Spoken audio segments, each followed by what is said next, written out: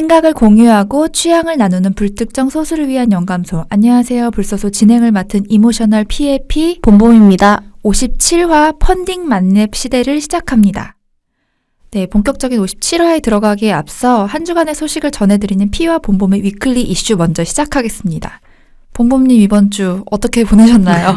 네, 저는 제가 이번에 새롭게 또 하나 구독 서비스를 신청한 그걸 하나 좀 소개를 해드려 볼까 해가지고 네네. 가지고 왔어요. 그래서 근데 생각해 보니까 의외로 한 달에 이 구독 서비스료로만 나가는 금액이 생각보다 많더라고요. 근데 요즘 워낙 네. 여러 곳에서 구독 서비스를 제공하고 있기 때문에 이렇게 괜찮은 데를 구독하다 보면은 은근히 돈이 또 쌓여요. 네, 그러니까요. 그리고 이게 또 기본적으로 그래서 넷플릭스, 왓챠 이런 거. 그런 것도 있겠군요. 네, 그런 것도 보고 음악은 물론 좀 끊기는 했는데 지금 멜로는 끊었는데 약간 요즘 답답증을 느껴서 다시 또 지금 신청해야 되나 지금 고민하고 있거든요. 그 와중에 또 새로운 걸 신청을 했어요, 제가. 무엇인가요? 네, 그 북저널리즘이라는 채널인데요. 이게 북과 저널리즘의 합성어로 이제 이름이 만들어졌는데 일단 뭔가 이름에서 지적 느낌이 뿜뿜 나오잖아요. 그러니까 우선은 많은 분들이 책으로 먼저 접하시거나 맞아요. 그런 분들이 많을 거라고 생각해요. 네, 저도 이거를 처음에 접했던 게 그 버닝맨, 혁신을 실험하다. 네네. 네, 페스티벌 관련된 내용을 정리한 책이 있어가지고 책을 먼저 구입을 했었거든요. 근데 이 채널 사이트 자체가 그런 관련된 전문가들이 쓴 이제 책도 많이 있기도 하고, 그리고 뭐 이코노미스트나 가디언즈 같은 그런 매거진 기사들을 좀 번역한 내용들도 많이 있더라고요. 그래서 저는 이제 그게 되게 매력적이더라고요. 그리고 그 매주마다 정치, 경제, 사회 관련해서 위클리로 해가지고 월드와이드 위클리라고 해서 그 리포팅을 또 해줘요. 그래서 그런 걸로 좀 이렇게 스크랩된 내용들을 볼 수 있는 게 좀 큰 장점인 것 같아서 요거를 또 이제 새롭게 신청을 했어요. 이용을 해보시니까 어떠신가요? 제가 알기로는 북저널리즘이 오랫동안 책만 발행을 하다가 네. 이제 3개월 정도 전부터 구독 서비스를 새롭게 시작한 걸로 알고 있거든요. 일단 주제를 선정하고 제목 타이틀을 다는 거에서 굉장히 너무 재밌는 제목들과 재밌는 내용을 잘 엮는다라는 생각이 드는 거예요. 그리고 또 요즘에 이슈적으로 보여지는 것들 많이 있잖아요. 환경을 비롯한 문제부터 비건 이슈부터 시작해서 그런 일반적인 요즘 화두가 되는 이슈도 되게 잘 잡는 것 같아요. 그리고 일과 관련된 것들 있죠. 뭐 예를 들자면 참모가 일하는 방법 뭐 이런 식의 이슈를 잡는다던가 뭐 아니면 아주 사회적인 문제, 경제적인 문제, 국제적인 문제까지 다 다뤄서 미중 관계는 어떻게 될 건가 이런 것들까지 다 잘 잡는 것 같아서 저는 조금 개인적으로는 어떤 이렇게 표현하면 맞는지 모르겠지만 제가 가지고 있는 지적 허영심에 약간의 도움이 되는.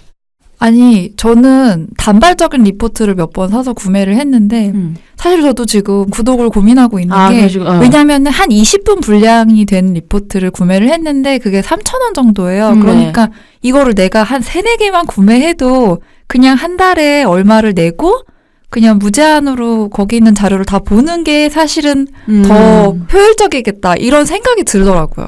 저는 그리고 이 업체에 대해서 조금 더 신뢰가 갔던 게 저희 그때 그 철학 잡지 뭐죠? 갑자기 이름이 필로소피, 네. 뉴 필로소피. 거기 같은 경우도 광고가 붙지 않는 잡지로 지금 이제 나오고 있잖아요. 네네. 근데 이 북저널리즘 같은 경우도 유료 독자가 내는 그 돈으로 운영이 되는 거예요. 그러니까 광고 없고 기업 후원이 없더라고요. 그러다 보니까 이제 약간 그런 부분에서도 저는 독자들 중심으로 컨텐츠를 구성하려고 하기 위한 노력의 일부 아닌가라는 생각도 들더라고요. 그래서 그런 점들이 좀 매력적이었고, 그리고 보니까 최근에 이제 좀 새로 만들어진 콘텐츠들은 음성 서비스까지 이제 네네네. 들어가려고 하더라고요. 그래서 지금 올라온 음성 서비스 하나 있어 들어봤는데 성우분이 읽어주시는 그 컨텐츠가 또 남다른 느낌이더라고요. 왜냐면 요즘 다들 되게 바쁘잖아요. 그러다 네. 보니까 뭐 지하철 오며 가며 할 때 다 읽지 못할 때는 또 오디오 서비스를 이용하는 게 더 편리할 수도 있죠. 네. 그래서 요즘에 좀 그런 뉴스 중심의 요 서비스를 좀 보는 거에 빠져서 요 창 열어놓고 심심하면 이렇게 맨날 뭐 하나씩 뒤적여보고 뭐 올라왔나. 그렇게 하는 네네. 재미를 소소하게 일주일 동안 느꼈어요. 네. 피님은 어떠셨어요? 저 사실 본모님이 북저널리즘 구독 얘기하신다고 한 거를 보고 사실 놀란 게 저도 이번 주에 이 구독 서비스에 관련된 거에 대해서 되게 많이 생각을 했고 브런치에 그 관련된 글을 쓰기도 했거든요. 그래서 아니 이 타이밍의 교차는 무엇인가 라고 생각을 했는데 제가 이번 주에 좀 열심히 들었던 팟캐스트 하나를 얘기를 할까 하는데 많은 분들이 이미 알고 계실 거예요. 듣동나. 네네네네. 듣다 보면 똑똑해지는 라디오. 근데 이거를 사실 이 듣동나에 대해서 잘 몰랐어요. 근데 되게 오랫동안 해오던 팟캐스트더라고요. 그래서 찾아보니까 밀레니얼을 위한 시사 교양 토크쇼라고 해서 그 여성 기자분들 세 분이 이제 팟캐스트를 진행을 하시는데 이제 세 분이 다 중앙일보 그룹의 기자들이라고 하더라고요. 근데 원래는 따로 이렇게 팟캐스트를 운영을 하셨는데 이게 잘 되니까 그런 건지 모르겠지만 올해부터는 회사 내에서 이걸 전담팀으로 구성을 해줘서 내가 일 외적으로 하던 일인데 이거를 메인 잡처럼 하게 되신 거예요. 얼마 전부터. 그 회사의 지원도 대단하네요. 근데 그렇게까지 해주는 게. 그리고 원래는 청춘 라디오라는 어떤 이름으로 이제 운영을 하시다가 이제 전담팀을 꾸리면서부터 약간 브랜딩에 들어간 것 같은? 그래서 홈페이지도 얼마 전에는 열었고요. 그리고 제가 여기서 보는 뉴스레터도 구독을 하기 시작했는데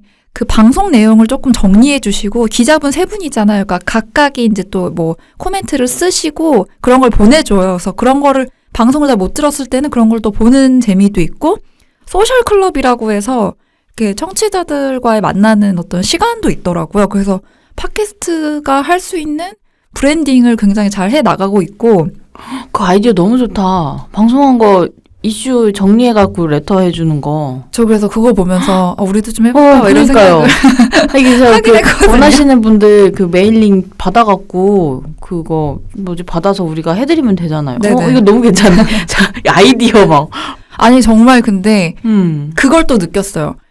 전 다른 분들의 팟캐스트를 아주 많이 듣지는 않는 편이다 보니까 내가 나 스스로 약간 도취될 수가 있잖아요. 내가 잘하는 줄 알고. 근데 기자분들이라서 그런지 그 말하는 거에 이렇게 우리는 약간 좀 수다의 느낌이 강하다면 그분들은 약간 전문가? 아니 뭔가 아나운서 같은 그런 거 있잖아요. 말할 때 버벅댐이 그걸 다 자르는 건지 모르겠지만 너무 이렇게 그래서 기자 발음이 다르구나. 맞아. 기자분들 말씀 너무 잘하시잖아요. 그 막 정치부에서 뭐 기자 생활 하셨던 분들도 있고 막 그러다 보니까 그래서 굉장히 또 여성분들이 진행하는 어떤 지적 컨텐츠라는 것도 전 좀 마음에 들고 그리고 또 사실 이 듣동나를 통해서 제가 이번 주에 들었던 컨텐츠가 본범님이 방금 말씀하신 북저널리즘의 컨텐츠 총괄하시는 분이 나와서 인터뷰를 하신 게 있어요. 그것도 있고 또 비슷한 곳으로 이제 퍼블릭 대표님이 나와서 이제 인터뷰를 하신 것도 있는데 그런 것들을 또 듣다 보니까 되게 재밌더라고요. 그래서 약간 본범님과 관심사가 이번 주에 굉장히 통했다는 것을 느끼면서 그리고 이 듣동나를 소개하는 기사 타이틀 하나를 제가 봤는데 그게 너무 재밌었어요. 이게 그러니까 모든 소식을 다 전해주는 게 아니라 굉장히 정치, 사회 이런 젊은 사람들이 요새 관심이 없을 법한 주제 같은 것들도 이야기를 많이 하거든요. 근데 듣동나를 소개하는 기사가 뭐였냐면은 뉴스에 관심이 없는 게 아니라 당신들이 만든 뉴스가 재미가 없었던 거야 라는 타이틀이에요. 그러니까 젊은 사람들이 세상 일에 관심이 없는 게 아니라 이제 더 이상 기존 언론에서 내보내는 팩트 체크해야 되는 불분명한 관점 없는 혹은 어떤 누군가의 배경에 의해서 움직이는 듯한 영혼 없는 뉴스에 관심이 없는 거다라는 걸 이야기하면서 이 듣동나를 소개하는데 굉장히 막 저도 막 자극이 되고 나도 뭔가 막 해야 될 것 같고 막 그래서 되게 많이 배우기도 하고 그래서 앞으로 좀 종종 들어봐야겠다 그런 생각을 했던 것 같아요. 저는 지금 뉴스 관련 팟캐스트는 SBS에서 나오는 것만 일단 구독하고 있었는데 요거 또 해가지고 다시 들어봐야겠네요. 네, 근데 완전 뉴스 같진 않고 그러니까 뉴스라고 느껴지지가 않는 거 있잖아요. 그냥 저널이나 아니면 시사 교양에 가까운 그런 부분이 괜찮은 것 같아요. 이런 진행하는 분들 한번 만나보고 싶다. 궁금하네요. 네. 그래서 이번 주는 제가 듣동나를 열심히 들었다는 소식을 전해드리면서 한 가지만 더 말씀을 드리면 이거는 뭐 컨텐츠라기보다는 아마존 화재가 계속 지금 7월부터 계속되고 있는 걸로 제가 알고 있는데 제가 그렇게 환경에 막 관심이 많고 막 환경운동가는 아니지만 너무 심각한 것 같아서 사실 조금 찾아보다 보니까 걱정이 되더라고요. 그래서 근데 생각보다 언론에서 아마존 화재에 대한 보도가 많지 않아서 오히려 SNS에서 Pray for Amazonia라고 태그를 통해서 이제 일반 사람들이 해시태그 운동을 하기도 하는데 좀 더 많은 사람들이 또 관심을 갖고 뭔가 그래야 하지 않을까라는 생각이 들어서 한번 얘기를 하고 싶었어요. 이제 지금 근데 그 아마존이 지구 전체의 산소의 20%를 만들어내고 있잖아요. 근데 그 아마존의 60% 이상이 브라질에 있는데 이제 브라질에서 이제 뭐 농경이나 이런 거를 위해서 의도적으로 불을 낸 거다라는 식의 어떤 이야기들도 많이 있는데 브라질 대통령이 이제 뭔 상관이냐 약간 이런 태도 때문에 또 논란이 되고 있잖아요. 그리고 프랑스 대통령이 또 그런 식으로 얘기를 한 거에 대해서 굉장히 또 반발을 하면서 그럼 난 G7에 돈 안 받겠다 막 이렇게 하면서 굉장히 프랑스와의 관계도 굉장히 악화되고 그러다가 얼마 전에 또 영국에서 지원한 돈은 또 받았다고 하더라고요. 그래서 이걸 어떻게 바라봐야 할 것인가 너무 가슴이 아프긴 한데 또 어떻게 보면 그 많은 선진국들이 자기들 나라에는 많은 어떤 편의시설과 도시화를 갖추고 그 어떤 아마존의 산소에 의지하고 있다고 생각을 하면 그들의 입장에서는 뭔 상관인데 너네 다 잘 살잖아 이렇게 생각할 수도 있잖아요. 그래서 너무 안타깝기도 하면서 이제는 뭔가 각 나라마다 그 옛날에 있었던 그린벨트를 다시 만들어야 되는 건 아닌가 이런 생각이 들기도 하고 그 불나는 장면을 실시간으로 유튜브에서 생중계해주는 채널도 있거든요. 그걸 보면 너무 막 안타까울 정도로 다 이렇게 대륙이 이렇게 불바다가 된 것 같은 이미지를 보면은 굉장히 너무 안타깝더라고요. 근데 그러네요. 그 지역에서 살고 있는 사람들과도 또 사실 근데 연결이 되는 문제고. 그리고 원주민들이 있잖아요. 그래서 그러네요. 그런 것도 있더라고요. 그러니까 원주민들이 다 여기서 생존할 수 있을 것인가. 이미 또 많은 사람들이 죽은 것은 아닌가 뭐 이런 거에 대한 얘기도 많은데 사실 좀 너무 안타까운 일인 것 같아요. 브라질에 공기세를 뭔가 줘야 되나 막 그렇게 하면서 약간 산소세 막 이런 걸 만들어 주면서 그런 걸 못하게 하는 거야.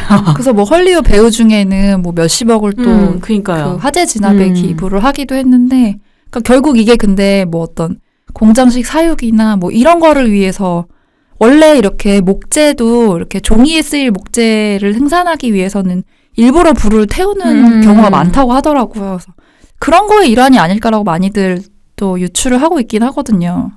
이러고 보면 참 인간은 참 아니 이렇게 되다가 정말 지구의 어떤 그러니까요. 자연 재해에 한번 큰 코를 다치게 될 것 같은 두려움도 사실은 좀 있더라고요, 저는. 지금도 되게 충분히 여기저기서 곳곳에서 들려오고 있잖아요. 그 지구가 막 아파하고 있는 지구가 보내는 신호가 지금. 근데 아이러니한 게 그걸 또 기술로 개발해서 막 대체를 하려고 하고 있고 근데 그러면서 또 그거로 인해서 자연 환경이 훼손되고 악순환이 아닌가 싶기도 하고. 아하, 태초로 돌아가야 하나.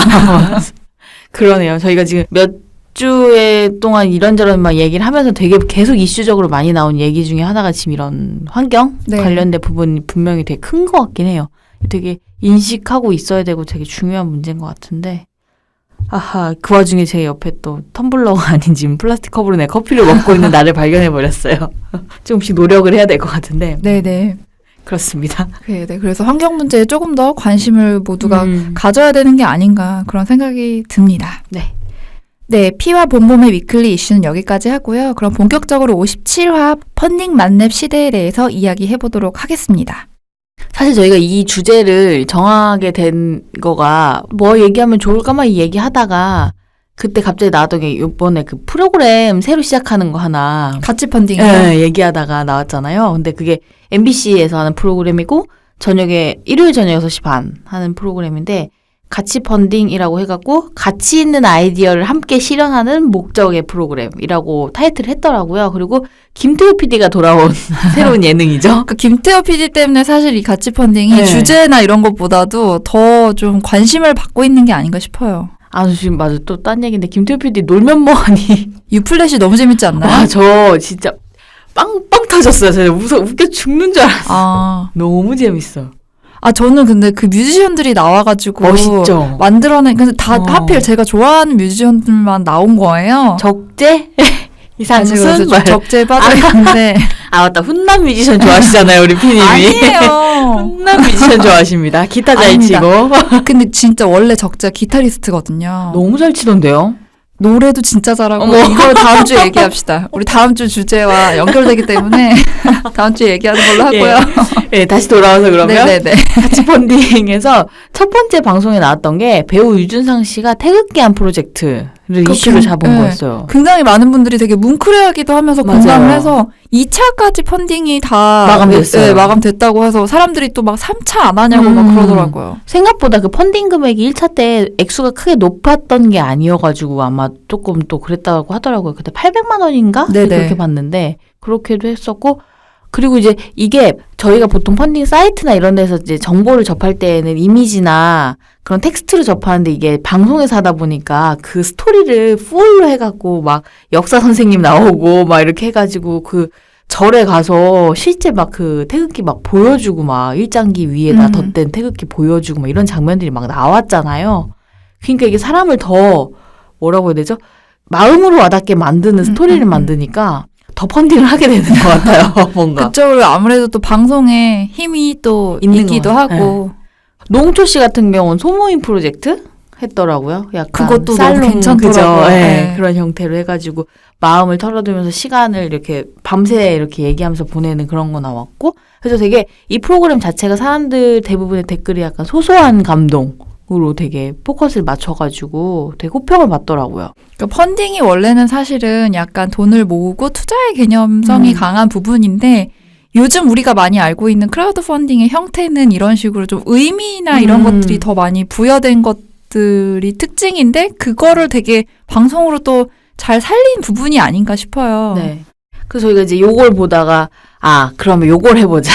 크라우드 펀딩에 대한 이야기를 요즘에 워낙 이제 일반화돼서 많은 분들도 참여하고 계시니까. 그러니까 펀딩에 참여하는 분들도 있고 내가 뭔가를 만들어보기 위해서 그 주변에서도 뭐 독립서적을 발행하는데 크라우드 펀딩을 이용하시는 분들도 굉장히 많잖아요. 이 개념도 어떻게 보면 저희가 저번에 플리마켓 얘기할 때 잠깐 했지만 생산자와 소비자가 이미 동률이 된 네네. 마켓이라는 것 같아요. 이 역시도.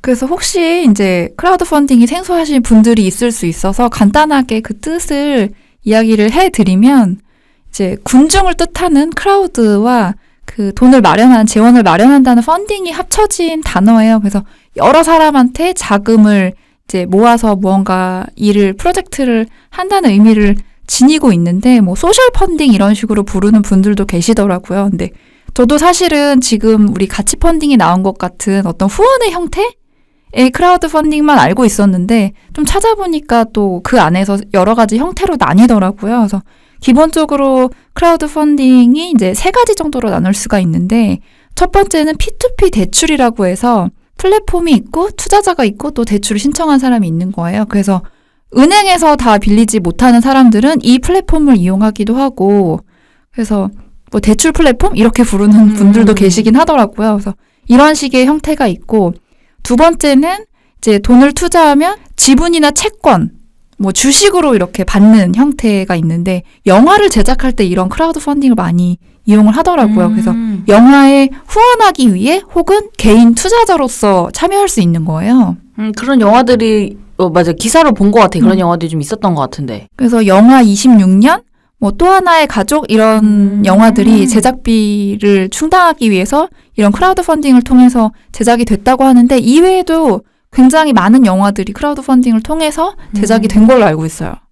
그리고 이제 마지막으로 우리가 가장 잘 익숙하게 알고 있는 어떤 아이디어를 실현하고 싶을 때 뭔가 자금을 모아서 그게 크라우드 펀딩으로 자금이 이제 모아지면 그때 제작을 해서 그들에게 보내주는 소비자들에게 보내주는 형태인데 이거를 투자나 뭐 그런 단어를 많이 쓰진 않고 여기서는 이제 후원이라는 개념을 쓰기도 하죠. 왜냐하면 사회적인 어떤 좋은 일에 동참하기 위해서 하는 경우도 있고 물건을 만들더라도 굉장히 뭔가 의미나 재미나 이런 것들이 굉장히 많이 부여가 되기 때문에 수익을 바라고 하는 일인 경우도 있지만 또 개인한테 이익이 다 떨어지지 않는 경우의 형태도 많고 그래서 우리가 오늘 좀 얘기하고자 하는 거는 이 마지막 후원의 개념의 크라우드 펀딩이 아닐까 싶어요.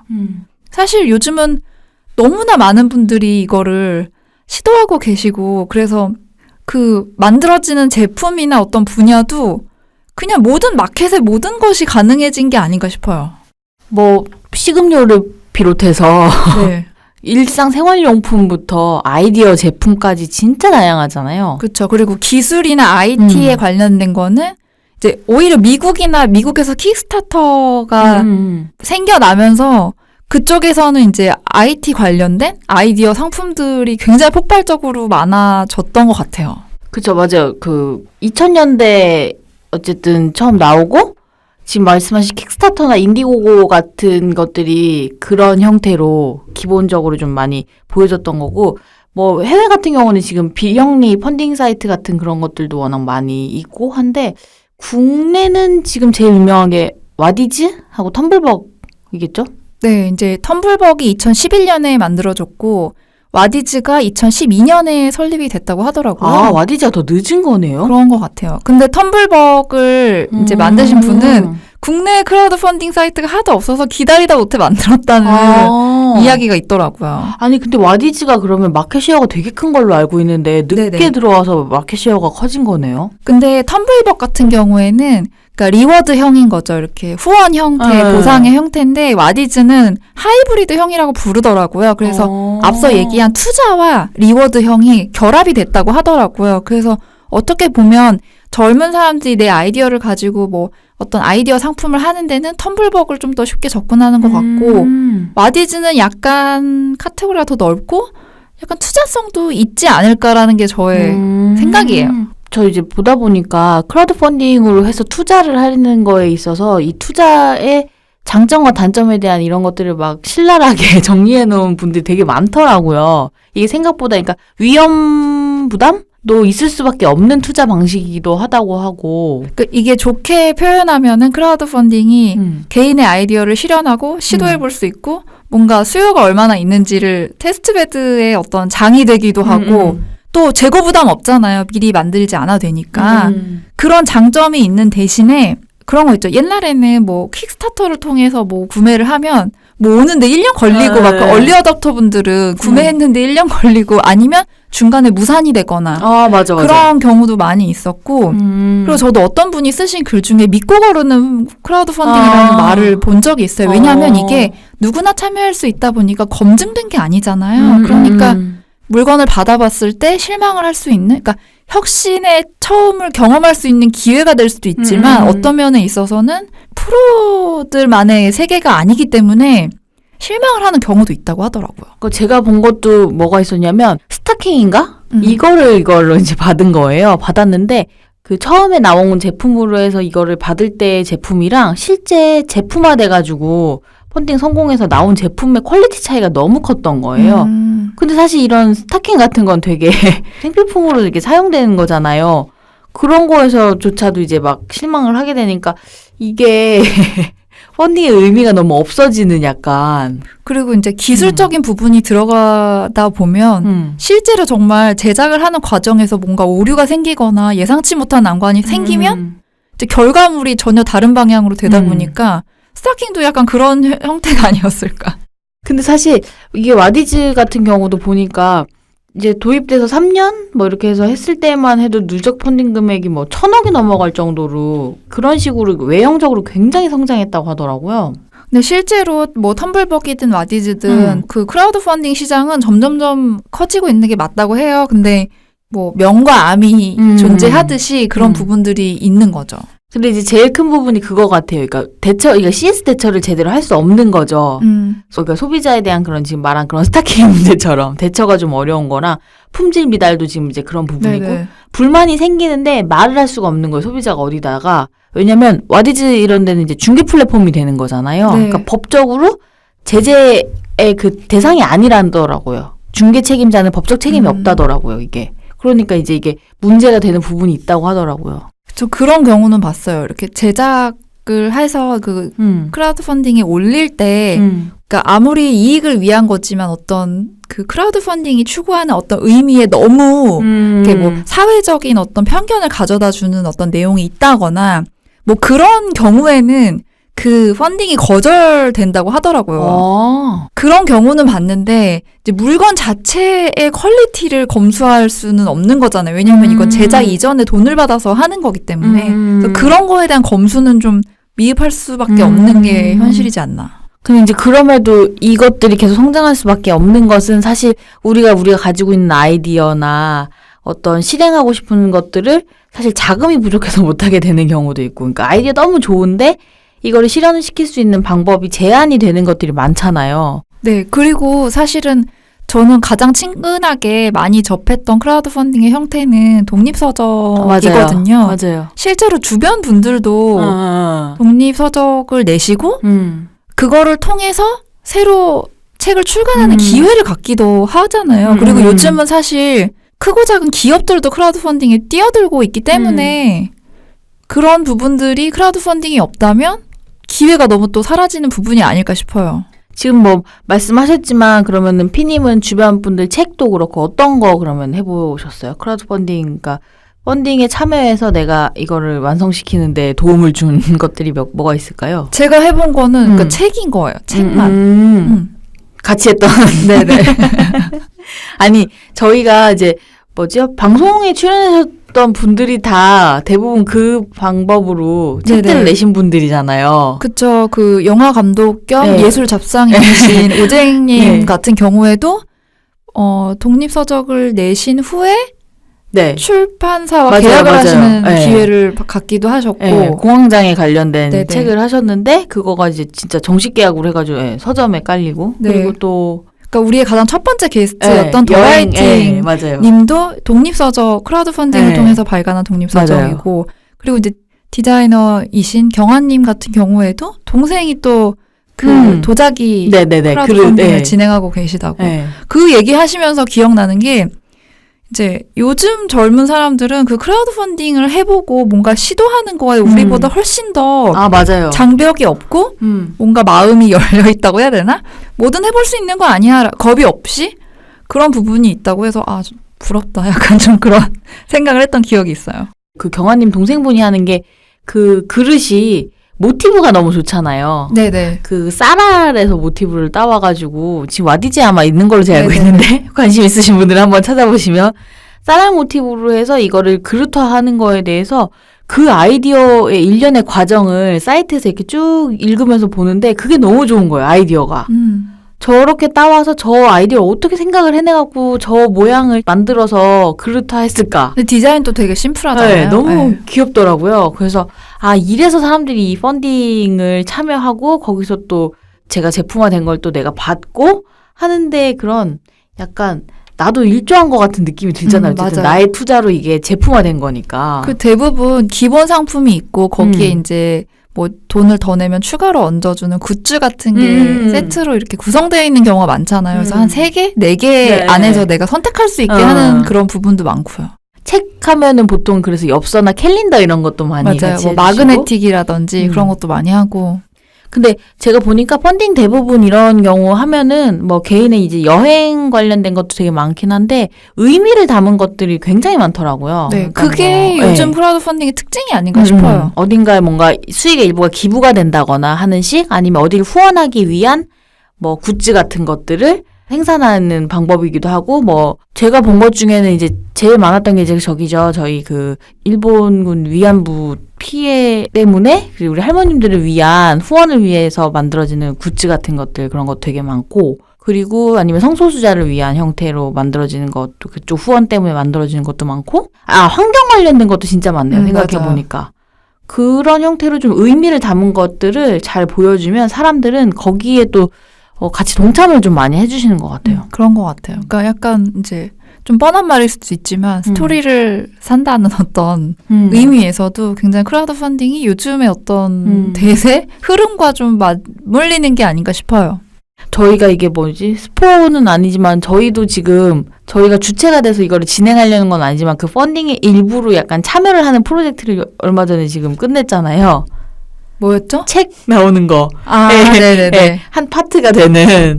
지금 기대하고 있거든요, 사실. 그러니까 경아님이 진행하시는 프로젝트에 이제 인터뷰이로 저희가 참여를 하게 됐는데, 이제 아직은 시작 단계라서 어떻게 될지 모르지만 굉장히 완성되기를 손꼽아 기다리고 있답니다. 저도 그 결과물 빨리 받아보고 싶다는 생각을 좀 했는데, 네, 그랬고요. 그리고 저는 사실은 이 크라우드 펀딩의 형태를 떠올리다 보니까 그 북저널리즘 아까 초반에 얘기했지만 그 전에 퍼블리가 있잖아요. 퍼블리 네네. 같은 경우에도 뭔가 일하는 사람들을 위한 디자인이나 마케팅, 뭐 브랜딩에 관련 리포트를 발간하고 먼저 그 월 구독 서비스를 시작한 곳이죠.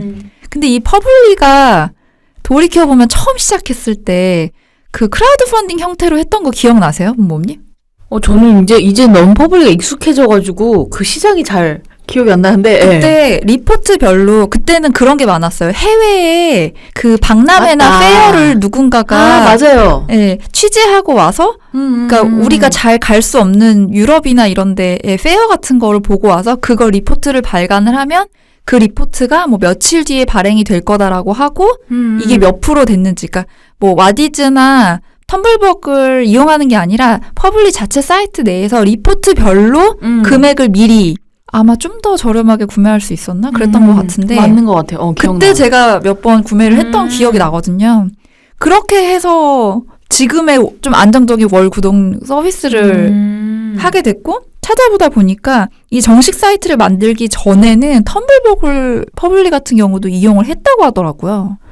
그래서 사실은 뭐 물건을 만들거나 뭔가 어떤 사회적인 메시지를 내는 것들은 크라우드 펀딩의 형태가 많은데 퍼블리 같은 경우에는 어떤 이런 지적 컨텐츠를 크라우드 펀딩의 형태로 해서 판매를 한다는 거는 처음이 아니었나 그런 생각이 들어요. 그쵸. 뭐 책으로 만들어지는 거, 뭐 잡지로 만들어지는 거에 돈을 내는 게 아니라 이런 거 같은 경우는 사실 진짜 그 컨텐츠가 가진 내용하고 그 구성에 돈을 지불하는 거잖아요. 사실 어떻게 네네. 보면은 얘를 단순히 책화하는 그런 걸 떠나서. 그리고 그런 것도 좋은 것 같아요. 이거를 이렇게 저렇게 시도해보는 과정에 굉장히 크라우드 펀딩이라는 시스템이 결정적이라는 거죠. 그러니까 처음에 뭐 꼭 일하는 사람들을 위한 뭔가 리포트를 만드는 사이트가 돼야겠다라고 결정을 했다기보다는 초반에는 나는 이런 페어간 리포트 있으면 살 것 같은데 라고 해서 처음에 그런 것들을 발행하기 시작하면서 이제 어느 정도 구독자들이 좀 생기고 판매가 되는 걸 지켜보면서 나중에는 그럼 일하는 사람들을 위한 리포트를 만들자라고 이제 회사가 점점 안정화되고 커지면서 그런 것들이 정립됐다고 하더라고요. 그 듣동라에서 그 얘기가 나오는데 정말 그러니까 초반에 모든 걸 다 갖추고 시작한 게 아니라 이런 그 크라우드 펀딩을 통해서 테스트베드를 통해서 이제 많은 것들을 시도하면서 시간이 지나면서 하나씩 살을 붙여 완성을 했구나라는 점에서 또 많은 저는 인사이트를 얻으면서 갑자기 우리 아빠가 했던 말이 생각났어요. 우리 아빠가 아버님 뭐라고 하셨나요? 자기 돈 들여서 사업하는 애지 제일 바보 같은 거야 뭐 이러면서 나보고 막 머리를 써 머리를 뭐 하고 싶으면 맨날 나한테 막 잔소리를 했는데 갑자기 아버님한테 얼마나 더 사업하고 싶다고 얘기를 하셨길래 아니 근데 갑자기 이 얘기 지금 피님이 퍼블리 얘기하다가 얘기하셔서 생각나는데 피님 만약에 크라우드 펀딩으로 해갖고 피님의 뭔가 결과물 창작물을 만들 수 있다면 뭐 한번 해보고 싶으세요? 너무 급질문. 가장 가까운 미래에는 저는 책을 내고 싶다는 생각을 요새 좀 많이 하고 있어서 만약에 카테고리로 친다면 어떤 책일까요?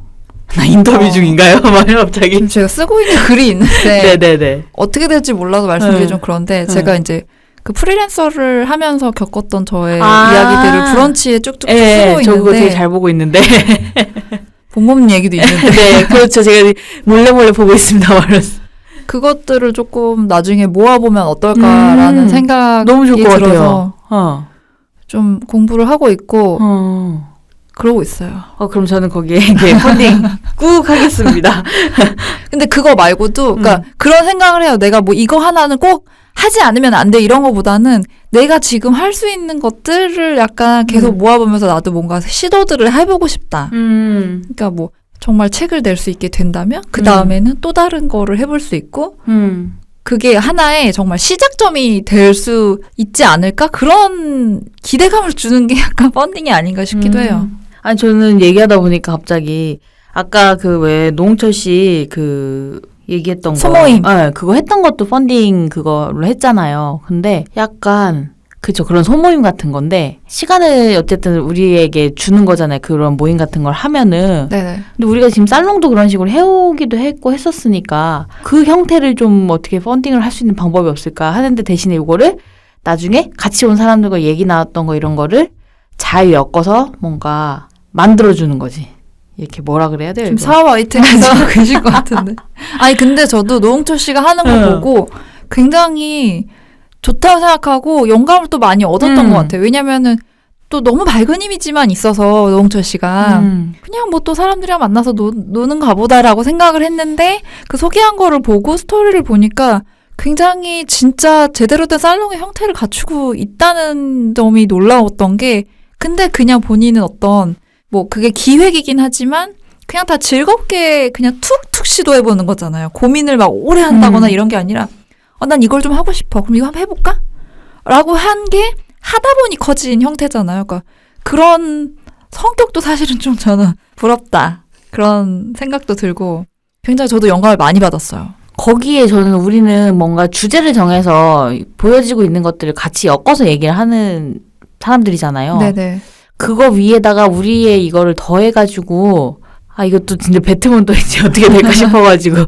근데 해가지고 이걸 연말에 뭔가 이렇게 그런 기획을 해서 이걸 한번 해볼 수 있는 방법이 없나? 한번 나는 지금 막 혼잣말 막 방송에다 대놓고 하고 있고 막, 이거 되게 괜찮을 것 같아. 갑자기 한번 시도해보고 싶다라는 생각이 급들면서 다시 우리는 그러면 점점점 얘기합시다. 이러면서. 네네. 저희의 살롱은 다시 한번 그러면 크라우드 펀딩으로 만나는 날을 기대해보면서 한번 그럼 생각을 해봅시다. 우리 구체적으로. 네네. 그리고 최근에 입수한 정보에 의하면 굉장히 신선한 샵을 하나 알게 됐는데, 그 네. 실리콘밸리에 있는 베타샵이라는 거를 네. 저희와 친한 분께서 정보를 또 주셔가지고 알게 됐는데, 그러니까 실리콘밸리가 다 IT나 어떤 그런 관련 스타트업 관련된 분들이 계시는 곳이잖아요. 그래서 여기에 킥스타터를 통해서 등장한, 크라우드 펀딩을 통해서 등장한 신상 제품들을 편집해놓은 편집샵이 생겼다는 거예요. 그게 이제 이름이 베타샵인데, 여기 있는 사람들이 오가면서 굉장히 관심을 가질 수도 있고, 뭐랄까, 투자를 할 수도 있고, 구매할 수도 있고, 굉장히 전 좋은 아이디어라고 생각을 하는데, 이게 점점 성장을 해서 지금은 미국에 17개 매장을 가지고 있다고 하더라고요. 그래서 뭔가 크라우드 펀딩으로 제작된 제품들만 또 모아놓는다면, 그리고 특히 이 실리콘밸리는 특성상 뭐 IT 관련 제품을 모아놓는다면 굉장히 그 지역이랑 잘 맞으면서, 뭐 이거를 다르게 적용해본다면 꼭 IT 제품이 아니더라도 뭐 독립서적들만 크라우드 펀딩을 통해서 모아놓는다거나, 뭐 텀블벅에서 그런 팝업샵을 한다거나, 우리가 할 수 없겠지만 그런 시도를 해주는 곳들이 있으면 되게 좋을 것 같기는 해요. 그래야 그 시장이 조금 더 활성화돼서 또 기반이 잘 잡히고 더 많은 사람들이 여기에 관심을 가지고 더 투자를 더 많이 받고 시도한 사람들이 좀 잘 돼야, 잘 되는 케이스가 사실은 많이 나와야 그 시장을 뛰어드는 사람이 많아지잖아요. 제 생각에는 그 킥스타터에 있는 모든 물건이 다 들어가 있지는 않을 것 같거든요. 분명 이들이 큐레이션이라는 걸 할 거란 말이에요. 그러다 보면 거기에 선택된 그 제품들의 어떤 퀄리티가 어느 정도 보장이 되지 않을까, 그런 생각도 좀 들어요. 이런 형태의 킥스타터 제품들을 모아서 하는 매장이 우리나라에서도 충분히 생겨도 괜찮을 것 같은데. 그렇지 않아요? 약간 탑 10, 탑 20 이런 식으로. 어디에 생겨야 돼? 테헤란으로 해줘야 되는 거야? 어디에 막 이러면서. 판교 어때요? 판교네요. 맞네요. 판교 괜찮죠? 괜찮다 진짜. 왜냐면 요즘에는 기업들에서도 뭐라고 그러죠? 내부에 직원들을 그런 독려하는 차원에서 그런 랩을 많이 막 만들잖아요. 맞아요. 제가 얼마 전에 본 거에 뭐가 있었냐면, 인스턴트 타투? 무슨 기계였어요. 근데 이게 진짜 타투를 하는 건데, 기계가 아프지 않게 고통을 덜하게 해서 뭐라 그러죠? 인쇄기처럼 살에다가 이 기계를 놓고 이렇게 하면은 타투가 돼요. 영구 타투가. 영구적인 타투가. 근데 이제 그래서 그런 문구나 그림 같은 거를 그래서 이 사람들은 계속 개발을 해야 되는 거죠. 왜냐면 얘는 도장 찍듯이 이렇게 살에다가 인쇄를 시키는 거니까. 네네. 얘네한테 있는 모양만 있다는 타투를 할 수 있잖아요. 근데 이게 삼성전자였나요? 사내 벤처에서 시작을 한 사람이 그거가 잘 돼서 가지고 나온 거더라고요. 요즘에 보면 그런 식으로 회사에서 그런 키우는 것들이 되게 많더라고요. 내부에서. 그런 것 같아요. 왜냐하면 이게 워낙 흐름이기도 하고 네. 또 새로운 뭔가 영역으로 맞아요.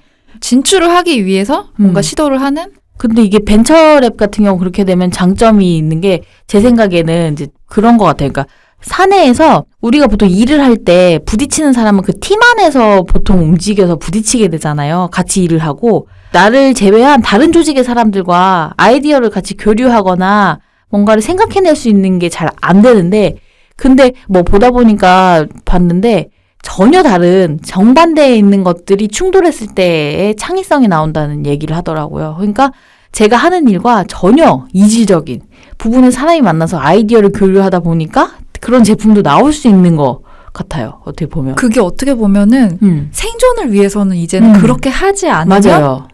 기존의 어떤 산업군이나 이런 데서는 살아남을 수 없는 게 아닌가.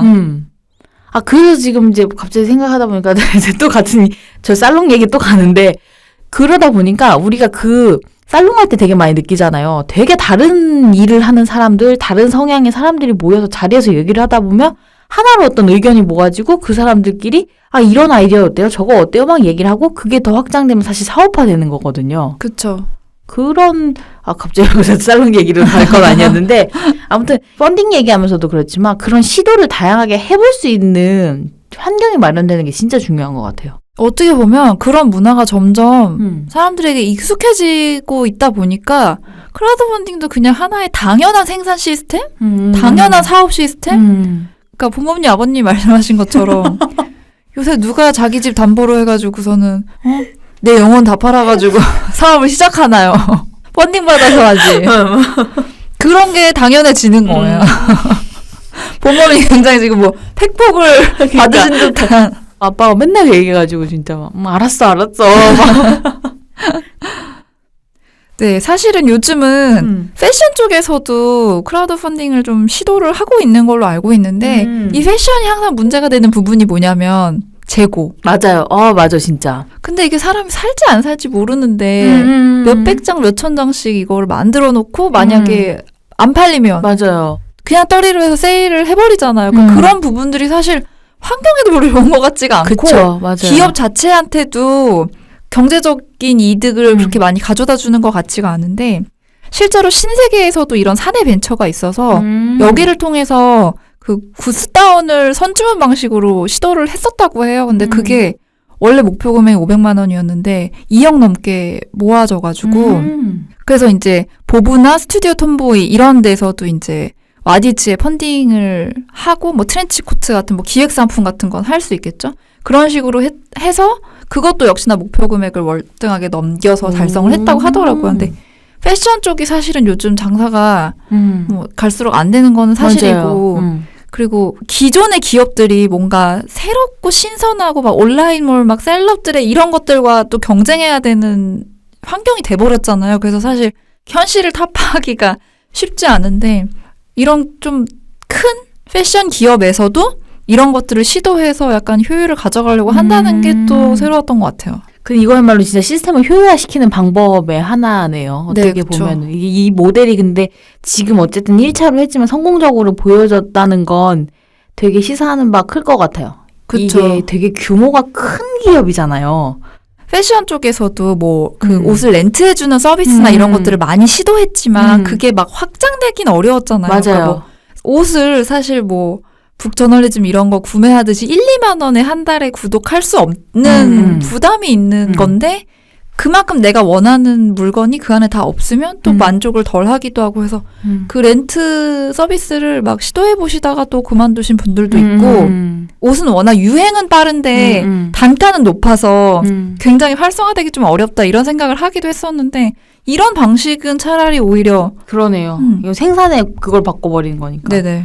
근데 이걸 보다 보니까 그래서 느껴지는 건데 이 방식이 지금 이렇게 이제 작게 해서 성공을 했으니까 이게 확장되고 하면 지금 기존에 똑같은 일을 반복해서 하고 있는 업무를 하고 있는 사람들의 생존에도 그 위험해질 수 있는 부분인 것 같아요. 업의 형태를 바꿔야 될 날이 분명히 올 것 같은 거죠. 어떤 어떻게 면에서? 보면은 변화는 이미 맞아요. 감지된 거죠. 근데 아직 노력은 그거 안 있죠. 현실로도 약간 들이닥쳤는데 맞아. 빨리 체감이 안 되는. 이거 그러니까 누군가는 중요한 되게 문제예요. 위험하게 감지하고 있을 수도 있고 누군가는 아직도 예전 방식을 고수하고 맞아. 있을 수 있는 거죠. 이거 되게 중요한 문제예요. 이거. 굉장히 지금 본범님의 표정이 굉장히 세상의 어떤 빠른 흐름에 되게 심각해지신 것 같은 표정을 하고 계세요. 네. 이거 아주 들으시는 분들 중에 지금 패션업계 계신 분들 이거 큰일 났어요. 이거 빨리 아차 하고 지금 빨리 준비하셔야 합니다. 막 이러면서. 다들 이제 마음의 준비하시고 그래서 혹시 궁금하시거나 문의하고 싶으신 게 있으면 저희한테 메일 주세요. 막 이러고. 우리도 이제 또 새로운 어떤 크라우드 펀딩에 대해서 또 본범님이랑 얘기를 나눠야 될 것 같은 그런 예감이 듭니다. 네. 오늘도 또 이렇게 또 수다 하다 보니까 시간이 이렇게 훅 갔어요, 지금. 네네. 그래서 본범님이 펀딩에 대해서 자료를 많이 못 찾아서 더 찾아야 될 것 같아 막 이런 얘기를 하셔가지고 또 시간이 부족하려나 이런 생각을 했는데 어느새 또 시간이 흘러갔네요. 네. 아니, 근데 저 얘기할 거 하나 더 있는데. 뭐요? 아트투게더라고 네. 미술품도 크라우드 펀딩으로 하는 플랫폼이 있더라고요. 그러니까 이게 약간 이거 같은 경우는 그러면 후원의 개념이 또 크잖아요. 네. 그러니까 작가를 발굴하는 거죠. 어떻게 보면. 그죠?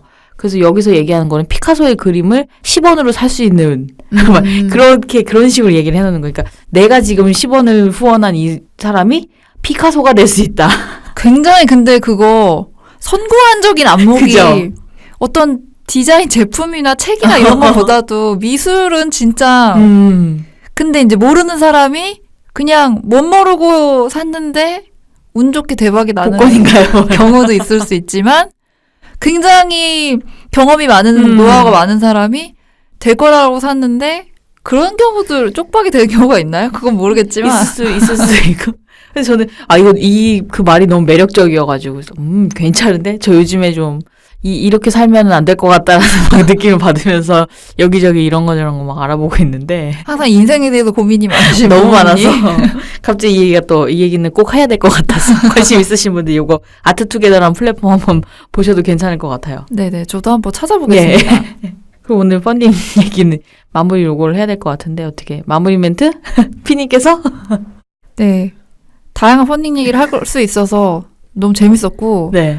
또 얘기하다 보니까 그냥 펀딩 요새 많이들 하잖아라는 마음으로 이 내용을 준비하기 시작했는데 정말 또 거스를 수 없는 하나의 어떤 흐름이 된 게 아닌가 그런 생각이 들어요. 네. 저 또한 거스를 수 없는 우리가 살롱을 해야 한다는 어떤 결론을 하나 또 얻어가면서 엉덩이가 들썩들썩하기 시작했어요 지금. 네. 좀 쉬었죠 좀 생각해보니까. 네. 네. 그럼 오늘 방송 여기서 마무리를 하고 58화 예고 드려야겠죠? 네, 58화의 주제는 덕질과 팬덤입니다. 아까 피님이 얘기하셨잖아요. 적재 얘기하시면서 이 근데 얘기를 저 하셨어요.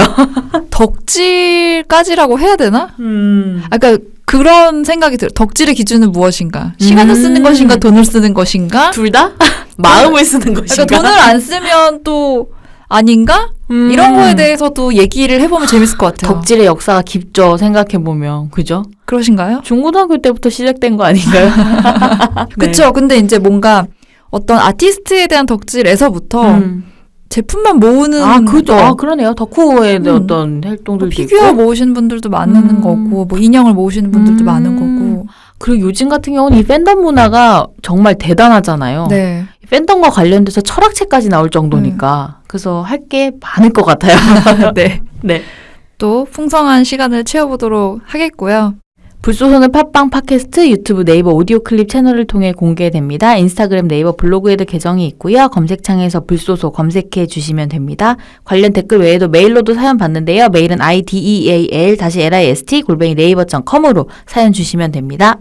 생각을 공유하고 취향을 나누는 불특정 소수를 위한 영감소 57화 펀딩 만렙 시대를 마치겠습니다. 지금까지 이모셔널 PAP 본봄이었습니다. 안녕히 계세요.